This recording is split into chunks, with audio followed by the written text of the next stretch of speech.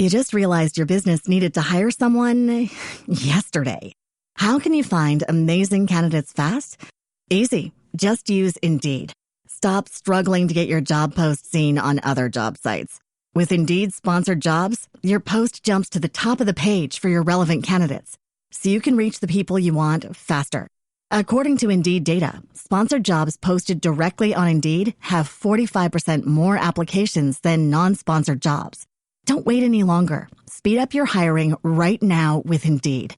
And listeners of this show will get a $75 sponsored job credit to get your jobs more visibility at Indeed.com/PODKATZ13. Just go to Indeed.com/PODKATZ13 right now and support our show by saying you heard about Indeed on this podcast. Terms and conditions apply. Hiring? Indeed is all you need.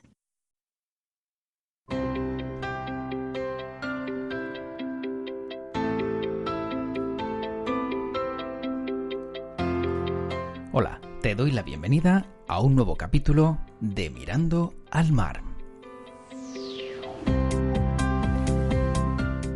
Mirando al Mar, el podcast oficial de Steer Training Center. Y en este capítulo te vamos a hablar de Ocean Oasis.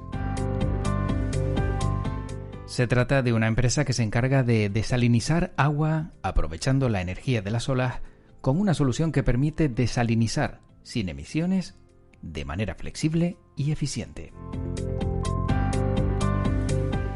Sebastián Feinblatt, cofundador y jefe de operaciones en Ocean Oasis, nos lo explica mirando al mar.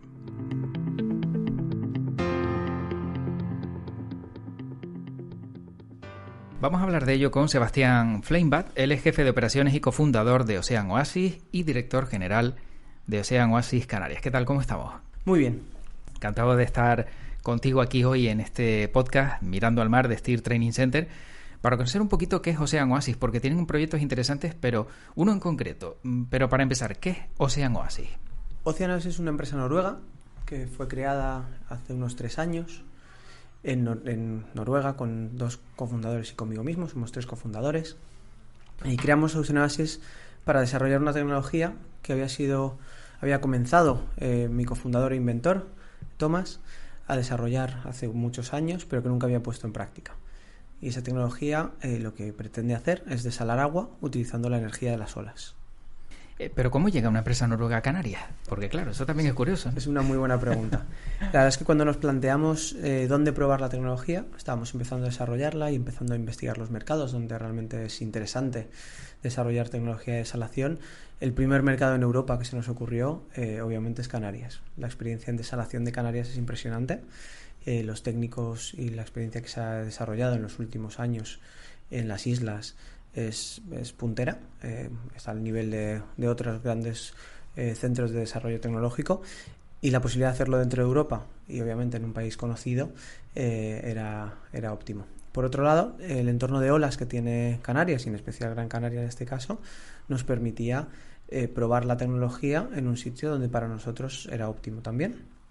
Y por último, conocimos Plocan, y la verdad es que se nos juntaban las 3 cosas. Plocan nos da el entorno adecuado para conectar con un ecosistema muy bueno, con técnicos preparados para ayudarnos a desarrollar la tecnología, y un entorno donde se puede desarrollar, probar y aprender de una forma controlada. O sea que se puede decir que Canarias o Gran Canaria lo tiene todo para este proyecto. Gran Canaria tiene todo para este proyecto. La verdad es que se alinearon muchas cosas y la guinda del pastel nos la puso el ICEX con una ayuda, Invest in Spain. La verdad es que es una ayuda muy interesante que usa fondos FEDER y nos permite traer tecnología a Canarias, bueno, a varios centros, varias regiones en España, pero una de ellas era Canarias, y nos dio una ayuda para establecernos aquí, nuestra primera filial, y establecer un pequeño equipo para desarrollar la tecnología y ponerla en práctica. Bueno, entonces, ¿cómo se podría definir de manera sencilla qué es lo que hacen? Porque nos has dado una primera línea, pero de manera sencilla. De forma sencilla, lo que hacemos es utilizamos la energía que nos brindan las olas para convertir el agua salada en agua desalada, en agua potable. Es un proceso que necesita mucha energía, que normalmente se hace con energía eléctrica, que viene de diferentes fuentes de energía, muchas de ellas contaminantes, y evitamos todo ese consumo de energía utilizando la energía de las olas, que es una energía muy abundante pero difícil de gestionar, para transformarla en energía mecánica, y esa energía mecánica la usamos para hacer la desalación. La desalación al final es un proceso en ósmosis inversa, que es la tecnología que se utiliza, que requiere mucha presión. Para hacer esa presión necesitas energía. Nosotros usamos mecánicamente la energía de las olas para bombear el agua y lograr la presión que necesitamos para desalar. ¿Y a quién se le ocurre esto? ¿A quién se le ocurre? Es una muy buena pregunta. ¿Quién está tan loco para meterse en esta historia? Mi cofundador, como decía, somos 3. Tomás lleva muchos años trabajando en plataformas offshore, y la verdad es que de ahí viene un poco la experiencia de la tecnología offshore de Noruega, que es un país que al final se ha hecho alrededor del mar, desde los vikingos, y la verdad es que con esa experiencia siempre se ha planteado cómo puedo utilizar este conocimiento para hacer el bien, para hacer algo que mejore la situación común. Y en una conferencia con otros colegas empezaron a dibujar en una servilleta esta tecnología que ahora empieza a ser realidad. Desde entonces pasaron varios años, se fue madurando dentro de los trabajos donde él estaba.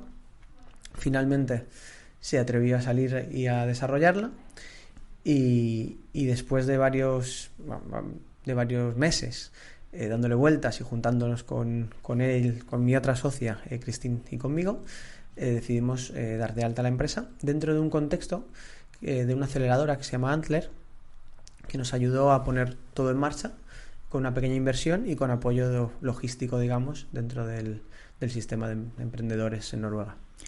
O sea que entonces existe y es real eso de que se te enciende la bombillita, porque se enciende la bombillita, llega la idea y en una servilleta enseguida plasmas el proyecto y de ahí en adelante va creciendo, ¿no? Sí, yo creo que se enciende la bombillita, pero luego tienen que pasar muchas cosas para que se haga realidad. Y yo creo que la magia es que todas esas cosas se han ido poniendo una tras otra, de una forma natural y fácil. No siempre fácil, porque empezamos justo el mes en marzo de 2020. Entonces nuestros primeros meses teletrabajamos desde casa cada uno, pero nos dio la oportunidad también de trabajar en tranquilidad, centrados, dedicados al proyecto, y de una forma u otra también fue una forma de facilitar que se desarrollara esto. Este proyecto, ¿cómo se puede definir también en fases? ¿Cuál es el procedimiento a seguir para que, desde que lo que nos estás contando, ¿no? La fase 0, ya lo veamos una realidad? Pues la fase 0, como decía, llevó tiempo.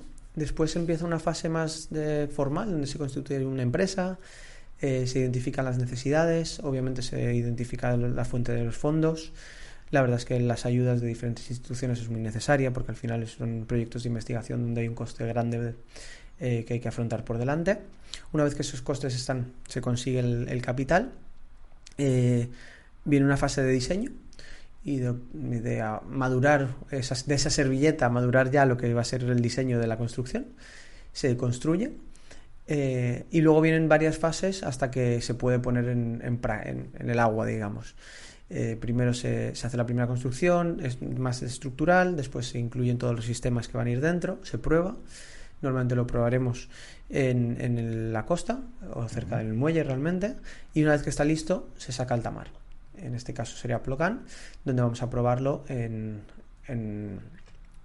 mar abierto, ¿no? En unas condiciones reales y que permiten evaluar y medir y empezar a entender cuál es la eficiencia, qué cosas hay que mejorar, qué cosas salen mejor de lo esperado, que también esperamos tener alguna sorpresa positiva. Y usando esa experiencia, lo que se hace, se vuelve a analizar las mejoras y se vuelve a diseñar o una mejora a esta boya o una siguiente, donde ya se pasa a una fase más precomercial, donde los datos son más fiables, los números son más cercanos a lo que se podría cerrar en un contrato, y se empieza a trabajar más con un consumidor que vaya a recibir este agua, en este caso, para cerrar los primeros contratos comerciales. Claro, porque luego pensando, estamos hablando de un prototipo, se puede decir así, ¿no? Y es una boya, pero las dimensiones ¿cuáles son? Porque si va a tratar de aprovechar, ¿no?, la energía de las olas para poder desalar agua, ese agua que se desala se guarda, se vierte al mar. Simplemente esto es una prueba para luego poder guardar toda esa agua. ¿Qué va a pasar con el proyecto una vez que ya veas que es una realidad?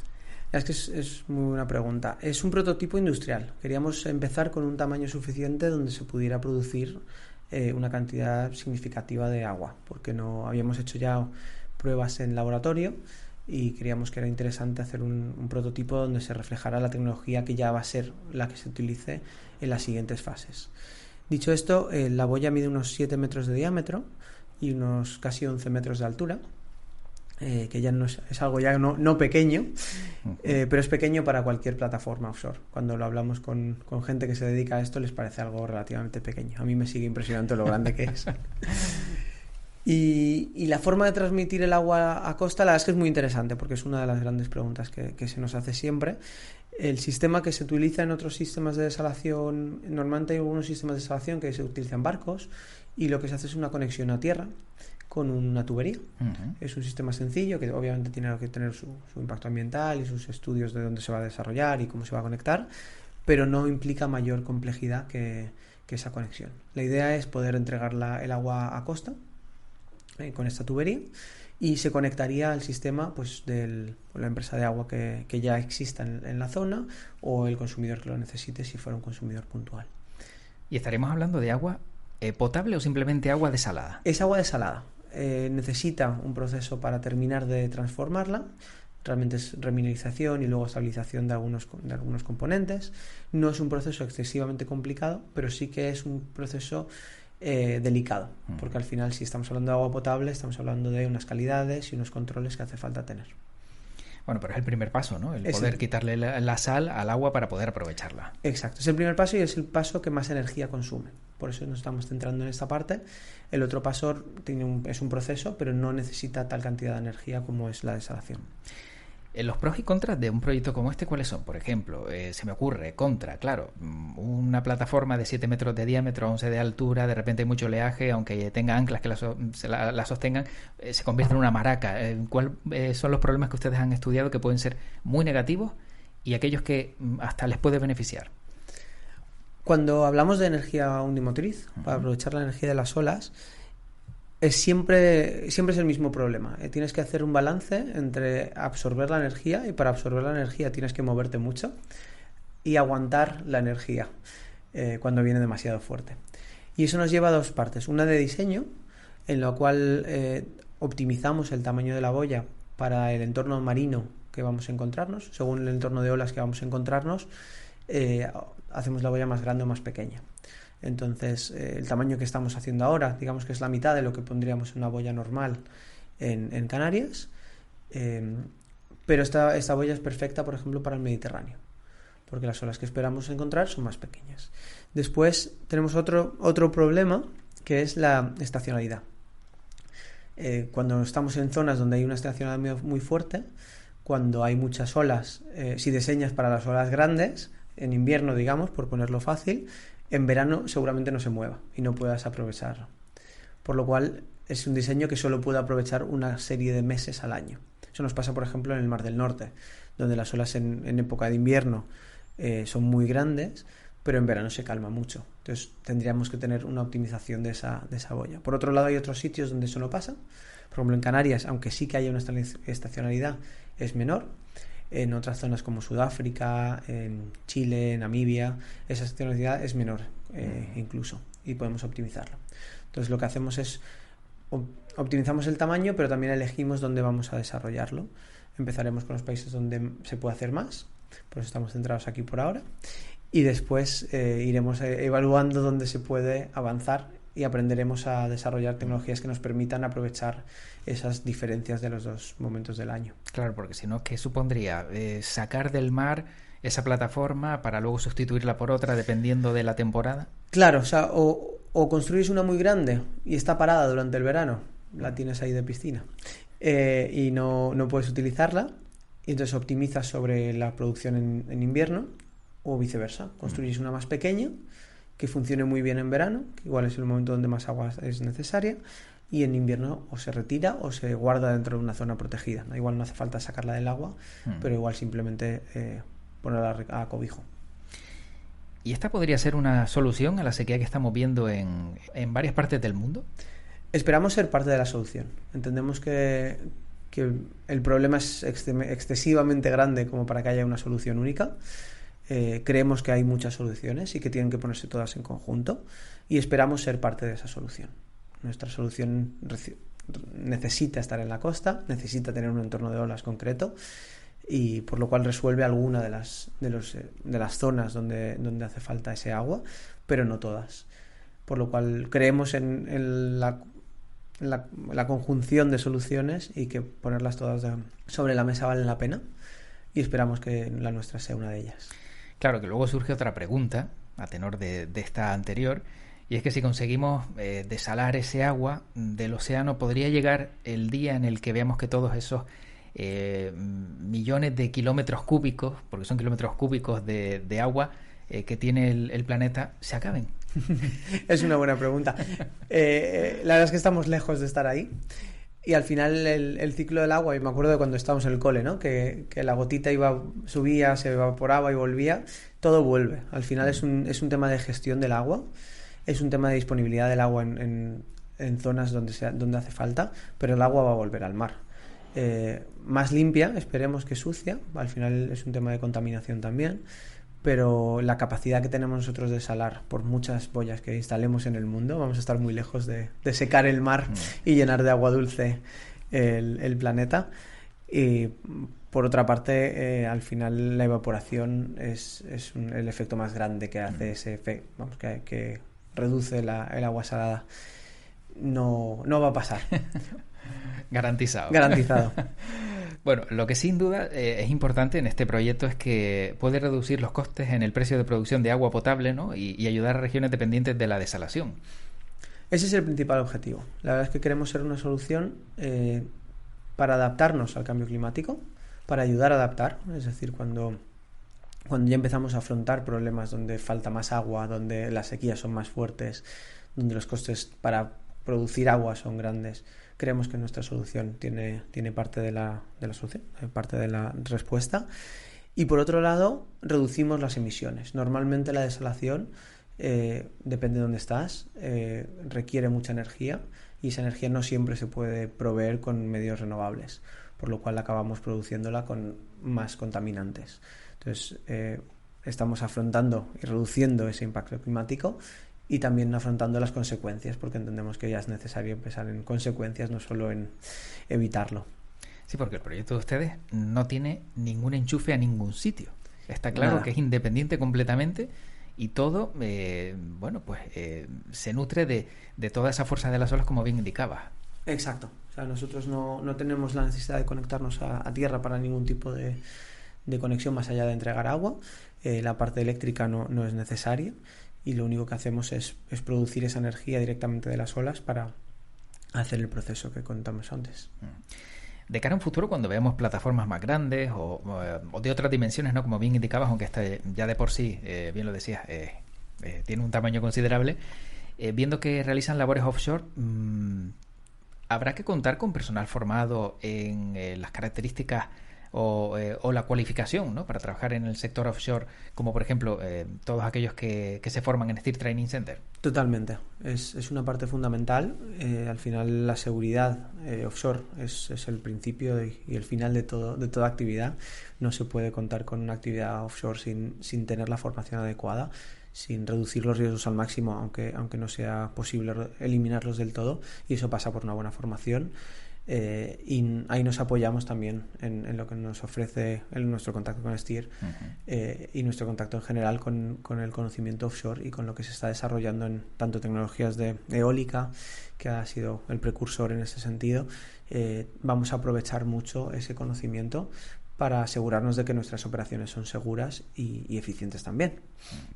Porque desde tu punto de vista, personal formado en offshore, tienen muchas más posibilidades de conseguir trabajo a lo mejor que en tierra, viendo que la expansión está siendo tan grande, ¿no? Vemos, como bien decías, pues todos esos molinos eólicos offshore, ahora proyectos como este. ¿Cabe la posibilidad de que veamos un punto de inflexión y que se necesite mucho más personal de cara al futuro?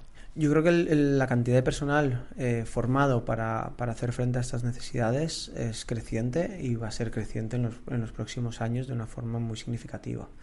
Nosotros mismos, una vez que terminamos la fase más de pruebas, todo el foco se va a poner en una visión más de operaciones y en ese sentido la operación depende de tener personal cualificado en el sitio donde estás operando. Y eso implica gente que tenga la capacidad, tenga la formación y también tenga el interés, ¿no? Porque al final es un trabajo muy interesante, pero que hay que llegar a conocerlo y hay que acercarse a él de una forma pues segura, ¿no? Una vez que dan a conocer este proyecto, Sebastián, y lo ponen en marcha en Canarias, ¿hay alguna región, alguna parte del mundo que haya puesto la vista en ustedes y haya dicho, esto que van a hacer tiene muy buena pinta y queremos conocerlo en profundidad? Pues tenemos apoyo, primero tenemos apoyo de Noruega, que nos ha apoyado desde el principio en el desarrollo, creyendo en la tecnología offshore, creyendo en las alternativas a aprovechar ese conocimiento de la tecnología para desarrollar otras tecnologías en el entorno marino. Luego llegó España y Canarias en concreto, donde también hemos encontrado ese apoyo y ese interés. Creemos que va a haber mucho desarrollo aquí, esperamos que haya mucho desarrollo aquí. Y después hemos tenido interés de sitios muy diversos, ¿no? Hemos hablado con Marruecos, que al final es un entorno relativamente cercano, y al final entendemos que es un entorno de olas que ya vamos a estar conociendo y que estamos relativamente cerca de aquí. Después hemos hablado con Sudáfrica, es conocido su necesidad de agua y las que entienden muy bien el problema y entienden muy bien que en el fondo hay que encontrar una solución sostenible a largo plazo y que permita mantener unos costes moderados de esa producción de agua. Y para ellos es una solución muy interesante. Y luego hemos hablado con Oman, por ejemplo, que también entienden esa necesidad de agua, están en el desierto y entienden que cualquier fuente que pueda abastecerles de agua desalada con un coste moderado en una situación de flexibilidad y sin necesitar mucha infraestructura en tierra es interesante. Hemos hablado con mucha gente y la verdad es que el futuro se ve prometedor y hay que ir paso a paso para asegurar que las cosas se hacen bien. Te tengo que preguntar por el coste. Sí. ¿Es costoso un proyecto de esta envergadura? Porque antes decía que sin apoyo financiero es difícil sacarlo adelante, pero realmente se le va a sacar más beneficio de lo que puede costar, ¿no? Sí, la idea es que el proyecto saliendo adelante y demostrando los números con los que esperamos contar sea un proyecto rentable y beneficioso tanto social como económicamente en el futuro. Es verdad que para arrancar cualquier proyecto de esta índole es necesaria una inversión donde agentes públicos y privados tienen que colaborar. La verdad es que hemos tenido suerte porque se han puesto sobre la mesa esos recursos. Nos han ofrecido y hemos tenido, como decía antes, apoyo de diferentes instituciones, tanto en Noruega como en España, ahora mismo en la Comisión Europea también.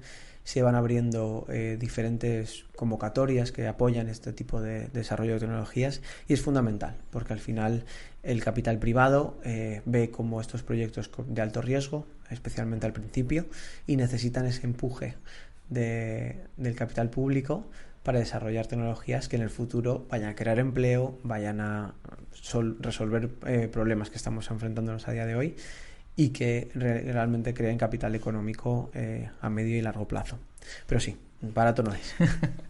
Y yo no quiero ni pensar la cantidad de personas con las que has tenido que hablar tú, tanto tú como tus compañeros, ¿no? y miembros de la empresa, para poder sacar adelante este proyecto, ¿no? Explicarlo, darlo a conocer, y entiendo que en diferentes partes del mundo y en varios idiomas, ¿no? Yo no sé si has contabilizado en algún momento la cantidad de gente con la que has hablado para presentar este proyecto. La verdad es que no he contado el número, pero es yo creo las principales cosas que hacemos, ¿no? En el día a día al final estás trabajando y sacando la parte más práctica adelante, pero no pasa un día que no hablemos con una persona nueva, con una empresa nueva, un proveedor, un potencial cliente, un potencial inversor, un potencial socio. Al final necesitas rodearte de gente que te ayude, que te apoye, que entienda el proyecto y que crea en él. Proveedores que tengan la calidad que necesitas para asegurarte que las cosas salgan adelante, pero también la calidad humana de entender que esto es un proyecto que se está creando. No venimos con una receta como puede venir una empresa que lleva muchos años funcionando. Venimos con una idea, con un esbozo, con una servilleta a veces y al final de encontrar profesionales que nos ayudan a darle forma, a pensar juntos, a crear y a madurar esta tecnología es fundamental. Y la verdad es que ha sido muy, muy bonito hasta ahora. Yo creo que el futuro es prometedor, porque al final cuando te acercas a gente que tiene ganas de hacer cosas nuevas, distintas, de conocer o de crear juntos una tecnología, la gente responde muy bien. Me alegra esa respuesta porque por regla general siempre nos encontramos que cuando cuentas algo, ¿no? Y es un proyecto que a lo mejor es novedoso y para algunos pues puede parecer rocambolesco, siempre la respuesta suele ser eso no va a servir para nada, te vas a dar un golpe tremendo, voy a obtener beneficio de todo esto. Pero luego ya, como bien indicas, también ha habido mucha gente que ha visto el potencial del proyecto y se ha sumado a él, ¿no? Siempre en la balanza encontramos, y te habrás encontrado, unas y otras respuestas. Siempre se encuentra un poco de todo, la verdad. Y gente que es un poco escéptica, luego te conoce, igual entiende un poco más por dónde va el proyecto, el tiempo que se ha invertido para llegar a donde estamos, que hemos madurado muchas cosas que igual de primeras no se nota. Entonces sí que hay mucha diversidad en la respuesta inicial, mucha diversidad después. Hay gente que nos ha querido seguir, gente que no. Pero en general yo me voy quedando con esa gente que se engancha al proyecto, que nos ayuda más allá de su labor concreta para lo que se les ha contactado y que se queda cerca, ¿no? Y eso al final va haciendo un ecosistema que te permite crear, porque al final empiezas con algo muy, muy pequeño, con un equipo relativamente pequeño, porque al final los recursos son limitados y te tienes que apoyar en gente de fuera, profesionales que saben mucho de algo concreto, que han hecho durante mucho tiempo, y que te acercas a ellos para preguntarles cómo hago esta parte que tú sabes muy bien y que yo todavía no conozco, ¿no? Y nos pasa todos los días. O sea, yo no había soldado en mi vida, no he soldado todavía, pero por lo menos ahora sé cómo es una buena soldadura, qué pedir, qué preguntar. Y son cosas que se aprenden y que al final rodearte de la gente que sabe y que te ayuda a entender las cosas es fundamental. Que entiendo también que en esa relación, ¿no?, que has mantenido con tanta gente y te has unido dentro, por ejemplo, de esas relaciones, buenas relaciones con Grupo Stier, pues esa parte de Marítimo les ha dado también ese apoyo, ¿no?, para poder sacar adelante el proyecto. Totalmente, la verdad es que con Grupo Stier, desde el principio, desde que nos acercamos y les contamos la idea, la idea por encima, dónde queríamos llegar, qué queríamos hacer, la respuesta fue muy positiva y abierta, ¿no?, a entender que, pues eso, que no somos una empresa con todo cerrado y que aquí las cosas van a cambiar mucho, pero que iban a estar de nuestro lado siempre. Y así lo han demostrado, la verdad, que es fundamental, y su apoyo, yo creo que no estaríamos donde estamos sin ese apoyo ahora mismo. Para la persona que nos está escuchando, Sebastián, claro, un proyecto como este, primero se te tiene que ocurrir, luego se te tiene que poner también en marcha la palanca de cómo lo llevo a cabo y bueno, que al final el proyecto, ¿no?, pues pueda tener ese resultado final. Pero exactamente, ¿cuál es el tiempo que han calculado ustedes desde que se les ocurrió la idea hasta que ya lo ven hecho una realidad, aproximadamente? Pues siempre intentamos decir que queremos hacerlo más rápido de lo que cree la gente que se tarda. Estos proyectos normalmente son décadas, desde que empiezan hasta que se ponen en marcha, hasta que realmente están ejecutados. Y el objetivo un poco que teníamos cuando creamos la empresa era acelerar lo máximo posible este proceso. Quizá siendo razonables desde la fundación de la empresa, no desde la servilleta, porque eso fue más largo, pero desde que ya se consolida como una empresa y empezamos a trabajar juntos, yo diría que es cuestión de unos años, ¿no? 3-4 años para estar en una fase donde ya se está probando la tecnología en el agua y demostrando que funciona, y a partir de ahí la idea es empezar a crecer, y eso puede llevar también unos años donde se expanda, se construyan muchas boyas y se vaya aprendiendo en el proceso también. Y en todo este tiempo, muchas horas dedicadas, ¿verdad? Muchas horas, pero con mucha ilusión, la verdad. Ha sido y es un proyecto que para los 3 fundadores nos llena y sabemos que estamos haciendo lo que queremos hacer, que vale la pena y que cada hora puesta se refleja en avance, en progreso y en maduración del proyecto.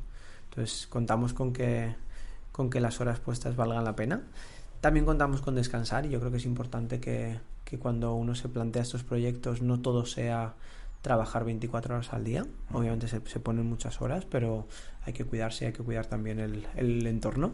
Entonces intentamos mantener ese balance. Es verdad que hemos cambiado de país, nos hemos mudado, ha sido bastante divertido, como intento convencer a mis socios. Estamos muy contentos de estar en Canarias, ¿no? y de ese cambio, pero bueno, a nivel personal también es relevante. Y es una experiencia. Para mí yo creo que es parte de la misma experiencia de crear una empresa desde cero, crear un equipo, empezar a tener gente a tu alrededor que confía en la empresa, que confía en el proyecto y al final ahí es donde la responsabilidad crece, ¿no? Ya no solo hacia ti mismo y hacia tu equipo fundador, sino hacia la gente que se ha unido al barco y que al final confía en que el barco llega a buen puerto. Bueno, para ir acabando, Sebastián, ¿tienes el sueño o tienen el sueño en Ocean Oasis de que en un futuro, teniendo en cuenta, ¿no?, el mundo en el que estamos viviendo, que parece que cada vez está más seco, podamos tener agua gracias a ustedes? Tenemos el sueño de ser parte de eso y confiamos en poder ser parte de la solución aquí mismo en Canarias, de poder empezar a ser uno más que empuje hacia esa solución del problema, que cada vez es más grande, como decías. Y soñamos con poder extenderlo al mundo entero, ¿no? Y allá donde podamos producir agua con olas, reducir la sequía, facilitar a la gente el acceso al agua, facilitar a las empresas el desarrollo de actividad económica realmente, porque sin agua no pasa nada, y que el sufrimiento por la falta de agua sea un poco menor gracias a Ocean Oasis. Bueno, pues la última pregunta siempre que le formulamos a los invitados de este podcast que se llama Mirando al Mar de Steer Training Center, precisamente es la misma para todos. Y la pregunta es, ¿qué ve Sebastián Feinblatt cuando mira al mar? Pues la verdad es que ahora veo posibilidades y oportunidades. Veo la fuente de recursos que hay que aprender a aprovechar y aprender a explotar de una forma sostenible, para no cargárnosla y que quede como estaba o mejor, pero también que aprendamos a usar esos recursos que nos brinda para mejorar la vida de la gente. Pues nos quedamos con esa última respuesta de Sebastián Feinblatt, jefe de operaciones y cofundador de Ocean Oasis y director general de Ocean Oasis Canarias. Gracias por haber estado en este podcast de Steer Training Center y enhorabuena por el proyecto. Y ojalá, pues como decías, sean parte de esa solución que todos buscamos. Muchísimas gracias y seguiremos contando el proyecto. Hasta luego. Termina este podcast, pero antes de acabar te recuerdo como siempre que si quieres saber más sobre seguridad, formación y ofertas de empleo en el mar o sobre un campo de gran expansión como es el de las energías renovables, puedes visitar la página web del grupo Steer, steer.es. O también puedes enviar un correo a info@steer.es. Espero que hayas disfrutado de este capítulo de Mirando al Mar. Hasta la próxima.